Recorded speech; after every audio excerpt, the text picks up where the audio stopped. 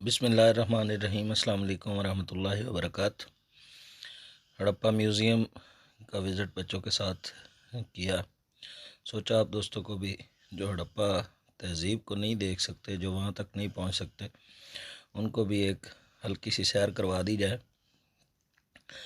یہ ایک electric car چلتی ہے ہڑپا میوزیم میں، وہ فل میوزیم کا چکر لگواتی ہے، تو ساتھ میں راستے میں آپ دیکھتے جا رہے ہیں کہ ہڑپا تہذیب کے جو آثار ہیں وہ ساتھ ساتھ نظر آتے جا رہے ہیں۔ ایک بات یہاں کی بہت مجھے اچھی لگی کہ یہاں گورنمنٹ لیول پہ صفائی کا خاص خیال رکھا گیا اور گرینری کا ساتھ میں خیال رکھا گیا۔ جو وہاں کے اوریجنل پودے ہیں، جن کو ادھر ہم لوکل زبان میں جھاڑی بھی کہتے ہیں، وہ ہر جگہ سرسبز و شاداب نظر آئے۔ اور یہاں کے جو ملازمین ہیں وہ خاص طور پہ ان چیزوں کا خیال رکھتے ہیں کہ یہاں کی جو چیزیں ہیں ان کو کوئی ٹورسٹ آ کے نقصان نہ پہنچائے۔ تو میں نے بھی بچوں کو یہی کوشش کی کہ یہاں کی چیزوں کا خیال رکھا جائے۔ یہاں ہماری گاڑی نے سٹاپ کیا، یہاں پر موجود ہے ایک 9 گزی قبر۔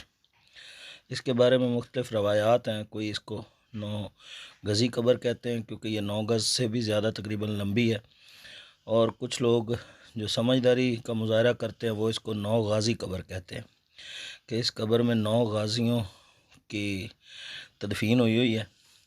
بہرحال بچوں کو اس قبر پہ لے کے میں گیا اور بچوں نے یہاں فاتحہ خوانی بھی کی، دعا بھی کی، اور آپ کو بھی اس مزار کے زیارت کرواتے ہیں۔ بچوں نے یہ ٹور بہت انجوائے کیا، ان کے لیے یہ ہسٹوریکل ٹور تھا۔ بچوں نے یہاں تاریخ بھی سیکھی۔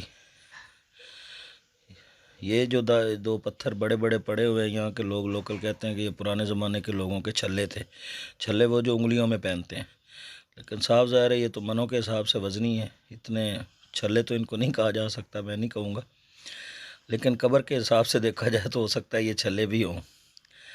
تو یہ قبر ہے جی، یہ مزار جو وہاں پہ موجود ہے، اس کی لمبائی بہت زیادہ ہے، تو 9 گز تو آرام سے ہوگی۔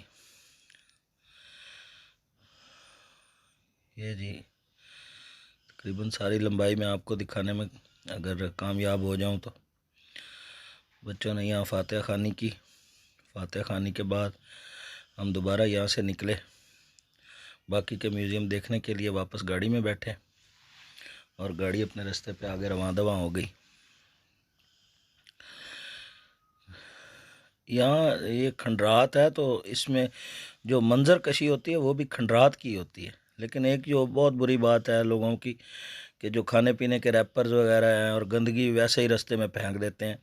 ان چیزوں کا ہمیں خیال رکھنا چاہیے کہ یہ ہماری ایک ٹوریزم کی جگہ ہے، تو ان کی صفائی کا خاص خیال رکھنا چاہیے تاکہ آنے والے لوگ اس کو انجوائے کریں، نہ کہ کوفت محسوس کریں۔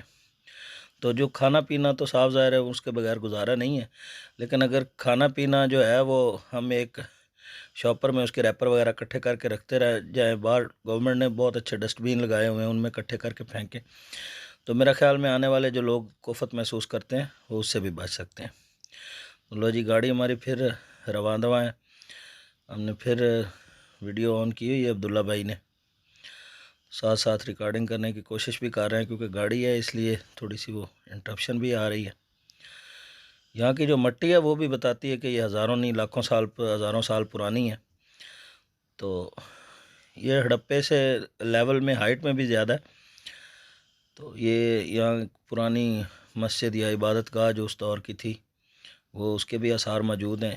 یہ اس ہڑپے کی جو سائٹ ہے اس میں سب سے زیادہ ہائٹ پہ ایلیویشن پہ ہے جو عبادت گاہ ہے۔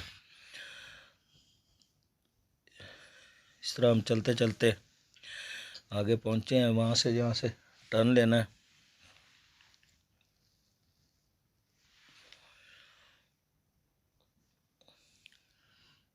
یہ وہ الیکٹرک کار ہے، گاڑی ہے جس سے میں ہم سیر کرنے جا رہے ہیں۔